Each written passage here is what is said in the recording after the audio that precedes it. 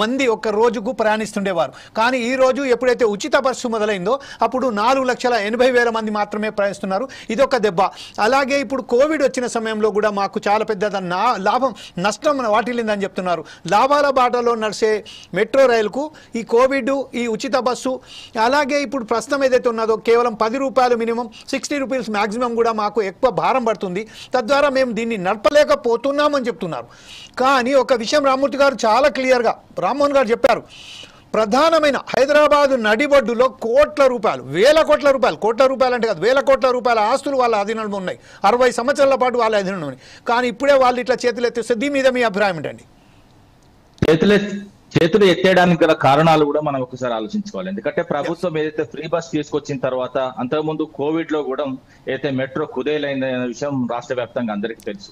వీళ్ళకి ఎందుకంటే వీళ్ళకు ఆదాయాన్ని పెంచుకునే మార్గాలను ఏ విధంగా అన్వేషిస్తుందంటే, ఇప్పుడు ఆదాయం పెంచుకోవాల్సిన అవసరం ఏ గవర్నమెంట్ అయినా ఆలోచిస్తుంది. కానీ ఈ గవర్నమెంట్ వచ్చిన తర్వాత వీళ్ళు తీసుకున్న నిర్ణయాల వల్ల ఏదైతే హైదరాబాద్, ముఖ్యంగా హైదరాబాద్ ఏదైతే హైడ్రా వల్ల మొత్తం కంప్లీట్ గా కుదేలైంది. రియల్ ఎస్టేట్ లేదు. కంప్లీట్ గా ఏదైతే రియల్ ఎస్టేట్ వ్యాపారం జరిగితేనే మిగతా ఏదైతే స్టాంప్స్ అండ్ డ్యూటీ ఇవన్నీ ఉంటేనే ఏదైతే రాష్ట్ర ఆదాయం ఒక గాడిలో పడుతుంది. రాష్ట్ర ఆదాయం తగ్గిపోవడం, అదే విధంగా ఏదైతే ఫ్రీ బస్సు వల్ల, అదే విధంగా ఏదైతే వీళ్ళు తీసుకుంటున్న నిర్ణయాల వల్ల మెట్రోకి చాలా ఇబ్బందికరమైన వాతావరణం ఏర్పడ్డది అన్నది హైదరాబాద్ వాసులు అందరికీ తెలుసు.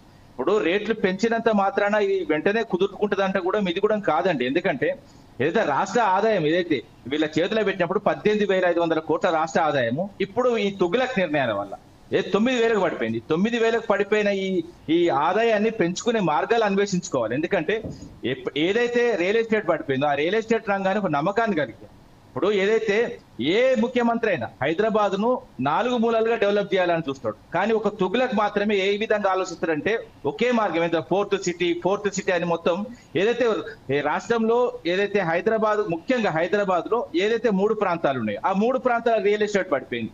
ఒక ఏదైతే ఫోర్త్ సిటీ అంటే అక్కడ కూడా పెద్దగా ఏం చేసింది ఏం లేదు. ఎందుకంటే ఇప్పుడు ఏ ప్రభుత్వమైనా ఎవరైనా కూడా రాష్ట్ర అభివృద్ధిని బాగా ఏదైతే ముందుకు తీసుకోవాలి. ఇప్పుడు ఏంటంటే మేము 18,500 కోట్లు తీసుకొచ్చినాం రాష్ట్ర ఆదాయం నెలకి. దాన్ని దాదాపు నువ్వు 28,000 తీసుకురానుంటివి, 30,000 తీసుకురానుంటివి. కానీ తుగ్లక్ నిర్ణయాల వల్ల కిందికి పడిపోయింది.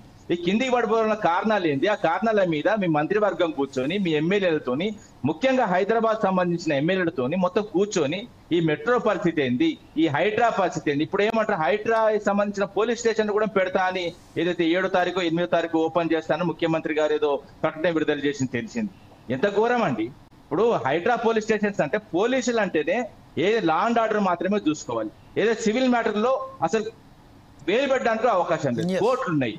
అదే విధంగా ఇప్పుడు ఏదైతే ఈయనకు ఏం అర్థం కాదండి, పరిపాలన ఏదైతే వస్తేనో దాని మీద పరిపాలన మీద అవగాహన ఉంటేనో పూర్తిగా తెలుస్తుంది. సివిల్ మ్యాటర్ లో వేలు పెట్టని పోలీసులు హైడ్రా పోలీస్ స్టేషన్లు పెట్టి ఏం తీసుకొస్తారండి?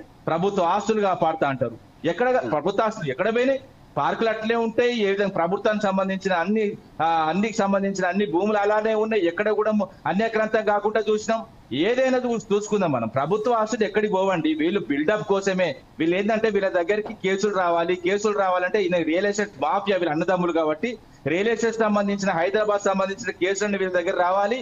మొత్తం cinema type, mafia cinema type. ఎందుకంటే ఆ పోలీస్ స్టేషన్కి వచ్చిన తర్వాత వాళ్ళు ఒక పరిశీలించినట్టు చేసి మొత్తం ఏదో హరిబరి చేసి మొత్తం మేము అది చేస్తాం అని చెప్తారు. కానీ వెనక జరిగే బ్యాక్గ్రౌండ్ వేరండి. అది పట్టుకొని, ఆ ఫైల్ పట్టుకొని వాళ్ళ బ్లాక్ మెయిల్ చేసి ఆ భూములను కుళ్ళగొట్టే ఏదైతే ఒక ఆలోచన రేవంత్ రెడ్డి అండ్ కోక్ ఉన్నది కాబట్టి ఇలాంటి చర్యలు నడుస్తున్నాయి. ముఖ్యంగా మెట్రో చూసుకున్నాం. మెట్రో పుట్టినప్పటి నుంచి ఇప్పటి వరకు మేము రేట్లు పెంచలేదు. ఎందుకంటే కోవిడ్ వచ్చినా కూడా తట్టుకొని నిలబడేటట్టు ఏదైతే మేము వాళ్ళను కొంచెం ఏదైతే వాళ్ళను ప్రోత్సాహం చేసినాం, అదే విధంగా వాళ్ళకి అండగా నిలబడ్డాం. అంతే తప్ప కానీ ఇప్పుడు నేను చెప్తున్నా, ఇప్పుడు బెంగళూరులో 50% పెంచిలు అంటున్నారు, ఇప్పుడు ఇక్కడ పెంచిలు అంటున్నారు. అంటే మీరు అర్థం చేసుకోవాలి, కాంగ్రెస్ పాలన ఎక్కడ ఉంటే అక్కడ రేట్లు పెరుగుతాయి, ప్రజలు అస్తవ్యస్తం అవుతారు. అంతేందుకంటే హిమాచల్ ప్రదేశ్ లో టాయిలెట్ ట్యాక్స్ వేసిల్లండి. ఒక టాయిలెట్ ఉంటే ఒక టాయిలెట్, 2 టాయిలెట్. ఎందుకంటే వీళ్ళు 3 రాష్ట్రాల్లో మిగిలి ఉన్నారు. 3 రంగుల పార్టీ, అదే విధంగా ఏదైతే 3 అక్షరాల పార్టీ కాంగ్రెస్ ఇప్పుడు 3 రాష్ట్రాల్లో మిగిలి ఉన్నది. కాబట్టి ఈ రాష్ట్రాల్లో ఉన్న ట్యాక్స్ సిస్టమ్ చూడండి, ప్రజలు పడుతున్న ఇబ్బందులను చూడండి. ఎందుకంటే వీళ్ళకి పరిపాలన సరిగ్గా రాదు. పరిపాలన సరిగ్గా వస్తే ఈ రేట్ల పెంపకాలు ఉండవు. అదే విధంగా ఈ భూములు కొనడోట్లేడు, అమ్మటోట్లేడు. అదే విధంగా రియల్ ఎస్టేట్ పడిపోయింది, రాష్ట్రం అస్తవ్యస్తం ఉంది, రైతులు చనిపోతున్నారు, విద్యార్థులు చనిపోతున్నారు. అదే విధంగా కానిస్టేబుల్ ఇబ్బంది పడుతున్నారు, ఉద్యోగులు ఇబ్బంది పడుతున్నారు. ఫస్ట్ తారీఖు జీతాలు ఇస్తున్నారు, ఎవరికి పడతలేవండి. మేము ఆల్రెడీ క్రాస్ చెక్ చేస్తున్నా.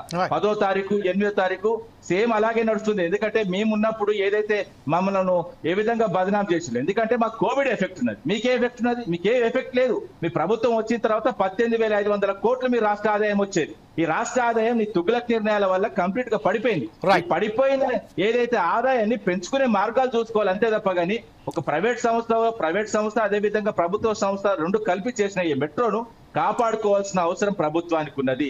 రేట్లు పెంచకుండా ఏం చేయాలి, ఏ విధంగా చేయాలి, ఈ మెట్రోని ఏ విధంగా కాపాడుకోవాలని చూడాలి. ఎందుకంటే ఫ్రీ బస్ ద్వారా నేను చెప్తున్నా ఎగ్జాక్ట్ గా ప్రభుత్వ నిర్ణయం వలనే ఈ ఫ్రీ బస్ చేయడం వలనే మెట్రో చాలా ఇబ్బందులు పడుతుంది. ఫ్రీ బస్ కాదు, నేనేమంటున్నా అంటే ఇప్పుడు మహిళలు ఫ్రీ బస్ ఎవరు కూడా స్వాగతిస్తలేరండి. ఇప్పుడు ఎందుకంటే ప్రతిరోజు ఫ్రీ బస్ అంటే ఇప్పుడు ఏదో మొత్తం కంప్లీట్ గా ఫ్రీ అన్నది ప్రజలకు పోయింది. ఫ్రీ కాదండి, రోజుకు 10 కోట్లు ఏదైతే ఆర్టీసీ కట్టారు ప్రభుత్వం, ఇది కట్టట్లేదు. ఇదే 4,000 కోట్లు పెనుభారమై కూర్చున్నది. వాళ్ళు 7వ తారీఖు నుంచి ఏదైతే సమ్మె చేయడానికి సిద్ధమైంది, అది కూడా ఒక భాగమే ఇందులో. వాళ్ళ సమ్మెలో ఇది కూడా ఫ్రీ బస్ కు సంబంధించిన అమౌంట్ ఎంత ఇచ్చారు మాకు, ఎంత అసలు వాస్తవం చెప్తున్నా. ఫ్రీ బస్ కు సంబంధించి కానీ, ఫ్రీ కరెంట్ సంబంధించి కానీ, ఫ్రీ సిలిండర్ సంబంధించి కానీ వీళ్ళు ఏదైతే ఇప్పుడు ఫ్రీ బస్సు ద్వారా ఏదైతే ఆర్టీసీ చెల్లించాలి, అదే విధంగా ఫ్రీ కరెంటు ఇది ఏదైతే పవర్ డిస్కామ్లకు అమౌంట్ చెల్లించాలి, అది చెల్లించట్లేదు. అదే విధంగా గ్యాస్ ఏజెన్సీలకు కూడా వీళ్ళు కంప్లీట్ గా సంస్థలను నష్టాలను నెడుతున్నారు తప్ప ఏదైతే ఫ్రీ అని సంస్థలు నష్టాలు నెడుతున్నారు తప్ప వాళ్ళకి ఆర్థిక భరోసా ఇవ్వట్లేదు. ఏదైతే ప్రభుత్వం ఇప్పుడు రామచంద్ర గౌడ్ దగ్గర వెళ్దాం. మనం రామచంద్ర గౌడ్ గారు ఇప్పుడు ఏదైతే మన మిత్రుడు రామ్మూర్తి గారు చెప్పారు, ఇంకొక